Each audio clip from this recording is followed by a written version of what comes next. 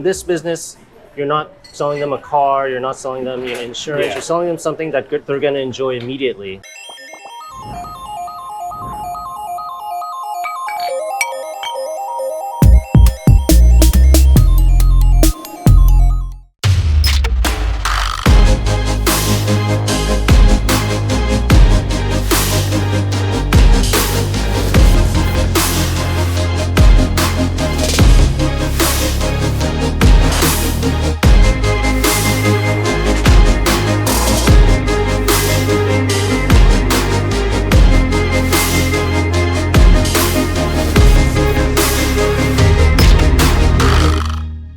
Welcome guys, I'm here with Jason at his restaurant. Jason is one of the few bartenders I would love to have this conversation with, and we're going to dive today in the business of bartending.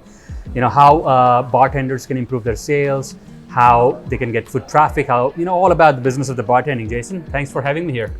Thanks for being here, Sid. Great.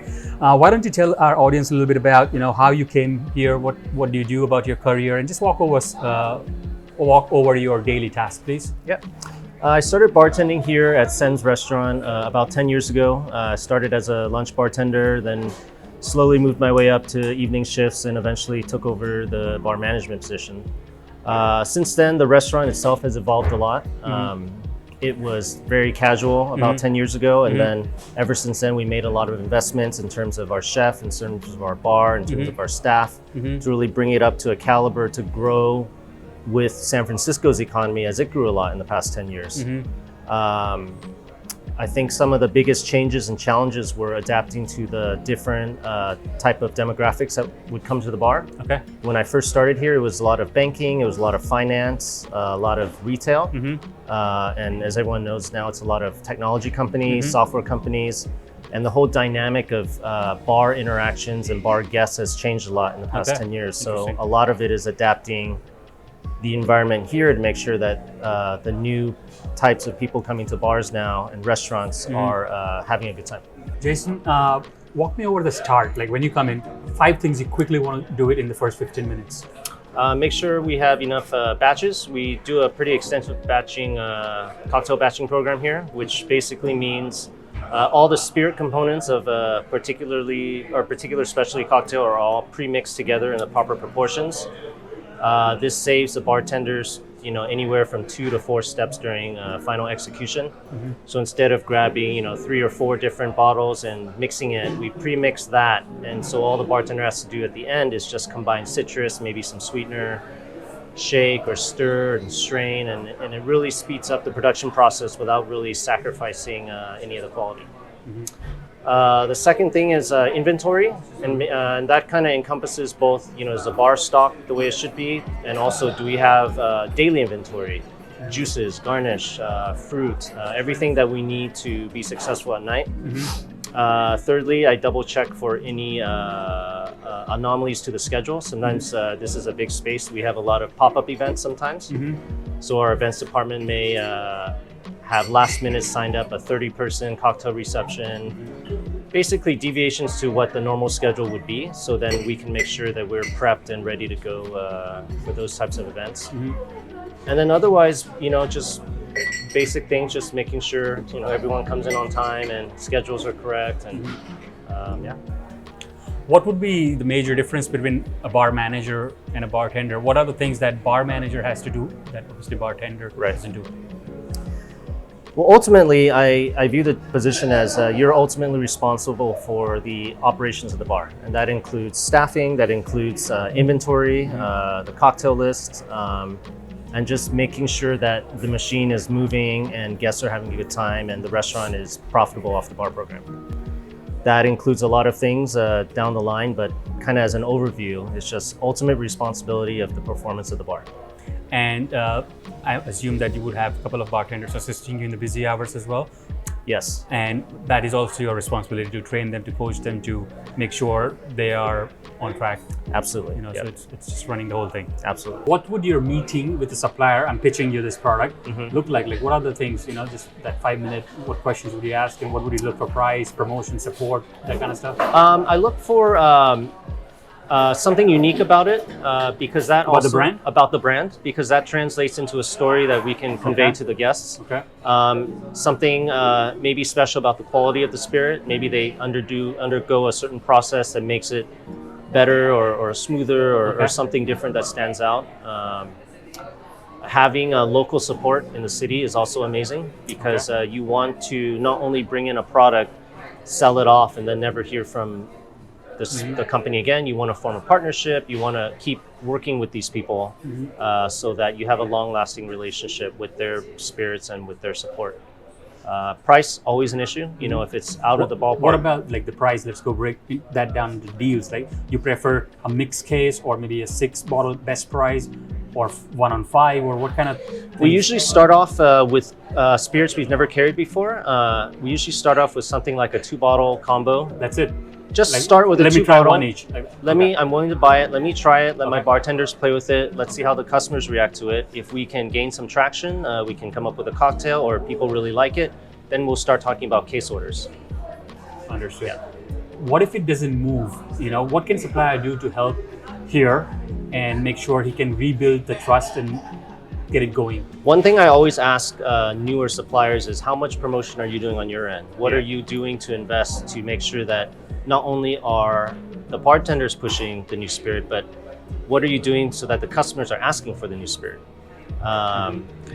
At the end, if a product doesn't move, we will either try to move it off at a private event, or we will, at the end of the day, just sell it off in our well. What are the good metrics that you have to meet, right? Like from the business side, Right. you know, you have to report obviously the general manager, or let's say the owner. Right. What are the things that every day or every week or every month you sort of, okay, here's my performance for the bar? Well, there's always the underlying metric of pour costs, hitting certain pour costs every month. And I guess for those of you who don't understand yet, sorry, that's a bad phrase. For those of you who aren't familiar with that, it's basically the cost of goods purchased versus how much we sell it for. Okay. And So you said controlling pour cost. meeting certain pour costs is one metric of how well your bar is performing. So, Interesting. however, that's not everything, because if you only look at your profit margin based on the type of alcohol you sell, you're not really seeing the big picture. You know, if you want to make $10 off of a shot of vodka every single time, you can structure your pricing to hit that. Correct. That's not always the best thing for business. Understood. Sometimes you want to sell a more premium vodka, maybe not as a high of a profit margin, but overall more net revenue coming in. Yeah. So these are some of the things you also want to determine. Your demographics, who's So you coming would in. have sorry to interrupt, but you would have a fixed budget that, okay, this month my pour cost should be $50,000, for example. I fortunately don't have a fixed budget, and there's a general pour cost that I want to maintain. Okay. But when you look at it on an item level, it's always different. It doesn't apply across the board. I guess that's what I'm trying to say. Some people might say, for a restaurant, you'd want to try to get an 18% pour cost, 17% pour cost. That's a good rule to aim at, but that's not comprehensive of how you want to be profitable behind the bar. Okay. So there is pour cost. Then what other things, you are responsible for?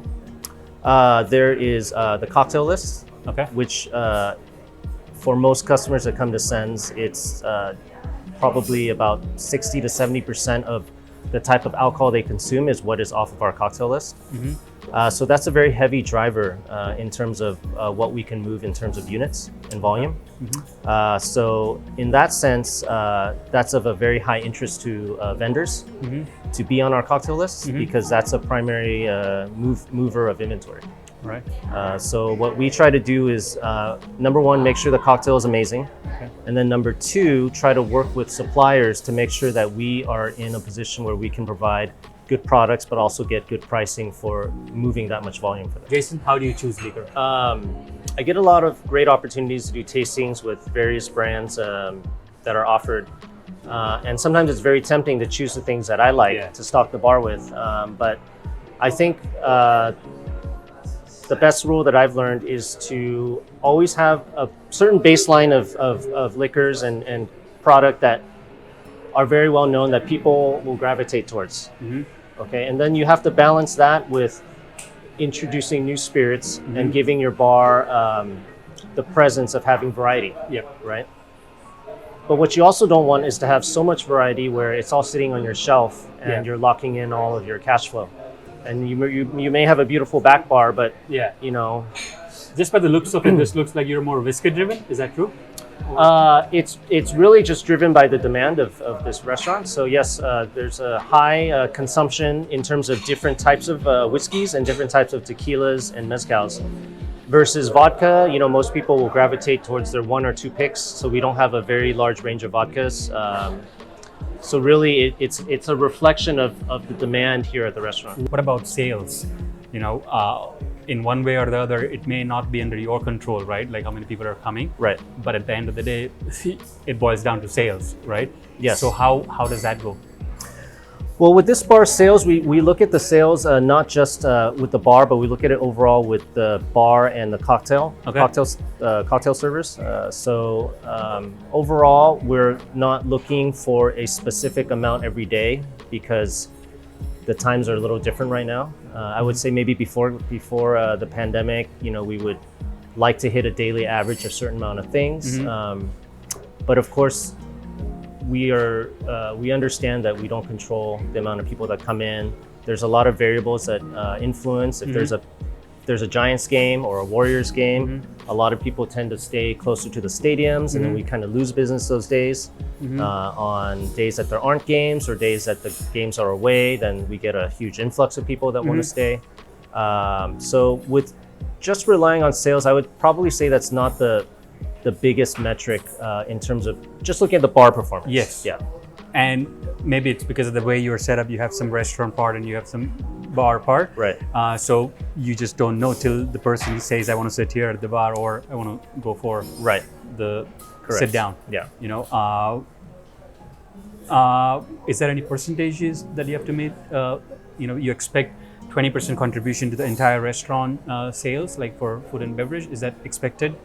No, we don't have any type of expectation. Generally, on an average, the bar, which includes beer, wine, cocktails, makes up about 40% of the day's sales, and the other 60 comes from food. This is a busy place. It already looks like you've served very quickly, and especially the business hours, people would walk in here and go home and have a drink. But for a non-busy place, you know, how would you optimize a second sale, or let's say upsell? Any techniques in your career you think that it works? The most successful way to upsell it at our bar is really to educate our cocktail staff and our bar staff. Familiarizing themselves with different levels in price point and quality of different types of spirits, vodka, whiskey, gins. Really very easy to upsell. A customer might come in and say, I'll just have a well gin and tonic. And all the server or bartender has to say is, have you tried Bar Hill? It's amazing. It's made from raw honey. You know, it won a couple of spirits awards this year. No problem. You know, it's an easy upsell. All it requires is that the cocktailers and the bartenders are say something. Yeah, you just have to ask. In this business, you're not selling them a car. You're not selling them insurance. You're selling them something that they're going to enjoy immediately. Yes. So it's just a very small step for them to really get a better spirit in their glass or have a better cocktail. And we don't expect our cocktail staff to know every single bottle, but what we say is, hey, choose one or two upsells in each spirit category. So have your go-to upsell when someone orders a Manhattan. Say, oh, you know, have you tried, you know, can I offer you Woodford Reserve, or can I offer you Bar Hill Gin, or can I offer you Belvedere? You know, they don't have to know every single spirit in the book, but just have something on hand. Same with wine. Yeah. They don't have to have everything in their heads, but just something in their heads that they're comfortable selling. Okay. Yeah. What are the challenges day to day? You know, just explain your work. Like, let's say, what do you do, and then what things that you think are like, ooh, this is hard, but this is the way I deal with it. So one of the biggest challenges I face managing this bar is that the volume. It can be very high volume here. We operate 4 bartenders on our busiest days with 2 service walls. And we're also a restaurant. We're also in a nice location. We have a great cocktail program. We have a great food program. The challenge is to make our cocktails fun and exciting while at the same time maintaining a reasonable output volume. for the volume, out for the number of people ordering. So whereas, I have one bartender that's super creative, loves to make very complicated cocktails, and they look amazing, but they are not realistic to execute under our busiest times. Understood. So the challenge for me is to find a balance with the cocktail program and with my bartenders who are very much involved in making all of our cocktails. To try to find a balance between what is the best possible product we can put out that still meets the expectations Looking of at our that particular guests. day, sort of how is it going, right? Correct. Yes. So, but what if it's in the menu and people just want it? Well, yes. So what I'm saying is we try to engineer our cocktails so that even in our So you have busiest 3-4 different times, menus and you just switch it? No, our cocktails, we engineer them so that even in the busiest of times, Understood. they are feasible to execute. Got it. So it's not like this cocktail takes, you don't want one 8 fancy minutes. cocktail someone's Correct. taking and everyone, I want that. Because Correct. it Right. Okay. We still want to put out good cocktails, but we also have to understand that this bar can get very busy, and we don't want to lose out on people's The expectations. time of it takes to make cocktail is an important element, Very- basically, very in designing important. the cocktail list. Right. This is not a bar like a 8-person high-end bar where people expect to wait a long time for an amazing cocktail. There are places like that. Sens is a restaurant, first and foremost. A lot of people are sitting out on our patio, enjoying the view, having some great food. They want to order some cocktails. Their friends are here. Their level of expectation is not, I'll wait 15 minutes for an amazing cocktail. Understood. It's a different expectation. Got it. Yeah. Find me a good bartender. What would you think is like amazing bartender that you just want to retain? Like I'm talking about not good, like absolute, like best of the best, like which you've come across and you just think that, oh, I need this guy. What are the qualities? They're great with guests. Okay. That's first and foremost. It's very, it's not uncommon to find someone that's very mechanically skilled behind the bar. They can make drinks, they're fast, they're efficient, they show up on time. But that's a baseline. You should be able to perform the skills you need to perform. What I find harder to find these days are people that are more engaging with our customers. Because when you come to a bar and you sit at the bar, sometimes you want to be left alone, but most of the time you want to have some type of conversation. Otherwise you would be sitting at a table. Yeah. So really to have a bartender that at a base level knows their mechanics behind the bar, of course, but is also loves being behind the bar enough where they want to share that experience and communication with our guests. I think that makes a real What are the questions do you ask to a new recruit? Like give me some 4 or 5 good questions that a bar manager would ask for a new bartender like in during the an interview process. Yeah. I definitely ask them about their previous bar, and not just what was it, but I asked them, what was the day like at your previous bar? Because based on what they say, I can see what their focuses are. If they say, well, I did a lot of prep work and I did this, then maybe you think, okay, maybe they're very prep focused, or maybe they're very, but if they say, oh, we had great guests,